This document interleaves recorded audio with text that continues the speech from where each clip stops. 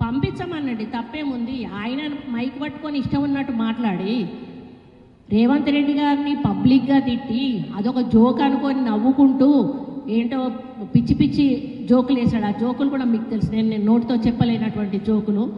అట్లాంటివి మాట్లాడి దిగజారిపోయి ఈరోజు ఏం మాట్లాడాలి ప్రజల ముందు, మీడియా ముందు అనేటువంటి ఆలోచన లేకుండా ఆయన మాట్లాడి ఈరోజు దానికి కౌంటర్ మాట్లాడితే నా మీద లీగల్ నోటీస్ పంపిస్తా అంటే పంపించుకొనివ్వండి. మేము దానికి ఆన్సరబుల్ ఉన్నాము, చేస్తాము.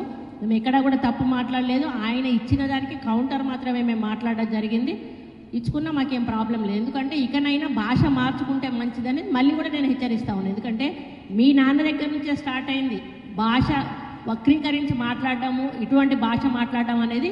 ఒక్కసారి వెనక్కి తిరిగి తీసుకుంటే మీ కుటుంబం నుంచే స్టార్ట్ అయింది. అది మీ కుటుంబం మాట్లాడింది కాబట్టి దాని కౌంటర్గా ఎదురుగా వాళ్ళు కూడా మాట్లాడాల్సిన అవసరం వచ్చింది. మీరు మాట్లాడే పద్ధతి బాగుంటే మేము మాట్లాడే పద్ధతి బాగుంటుంది. మీరు మాట్లాడే పద్ధతిని బట్టే మా మాట ఉంటుంది. కాబట్టి అదే పద్ధతిలో మేము కూడా మాట్లాడతామని తెలియజేస్తా ఉన్నాం.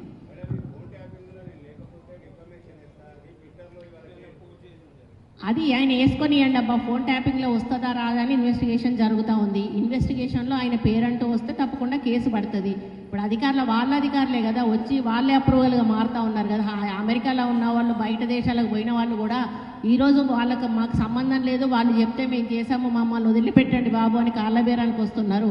మరి వాళ్ళకి ఎందుకు భుజాలు తడుముకుంటున్నాడు? ఆయన లేనప్పుడు సంతోషమే కదా, ఆయన సంతోషపడాలి. ఎందుకు భయపడుతున్నాడు? మరి ఎందుకు వచ్చిరాని ప్రేలాపనలు బయట వెళ్తూ ఉన్నాడు? ఆయనకు తప్పు ఉంది కాబట్టి భయం ఉంది, భయం ఉంది కాబట్టి పిచ్చి పిచ్చిగా మాట్లాడుతూ ఉన్నాడు.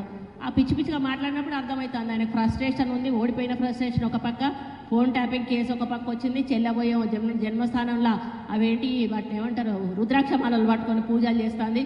మరి ఆమెకు తాలిబొట్టు కావాలంటే నేనైతే ఇన్ని సంవత్సరాల కాలంలో ఎప్పుడు తాలిబొట్టు మెడలో వేసుకోగానే అయితే చూడలేదు. మరి అందులోకి పోయినాక తాలిబొట్లు గుర్తొస్తున్నాయి, రుద్రాక్షమాలలు గుర్తొస్తూ ఉన్నాయి, ఇవన్నీ గుర్తొస్తూ ఉన్నాయి. ఇదేదో బయట ఉన్నప్పుడు ప్రజల మీద ఉండి ప్రజలకు సేవ చేస్తే ఈరోజు ఈ పరిస్థితి మీకు వచ్చి ఉండేది కాదు. 9.5 సంవత్సరాల్లో మీకు ఇచ్చిన అధికారాన్ని దుర్వినియోగం చేసుకొని ఈరోజు నీతులు మాట్లాడితే ప్రజలు నమ్మే పరిస్థితుల్లో లేరు. కాబట్టి మీరు ఎన్ని చెప్పినా కూడా ప్రజలకు సమస్య ఏంటో అర్థమైంది, మీ వ్యక్తిత్వం ఏంటో అర్థమైంది, మీ పార్టీ ఆలోచన ఏంటో అర్థమైంది. కాబట్టి మీరు ఏం మాట్లాడినా కూడా ఈరోజు ప్రజలు విశ్వసించే పరిస్థితుల్లో లేరు.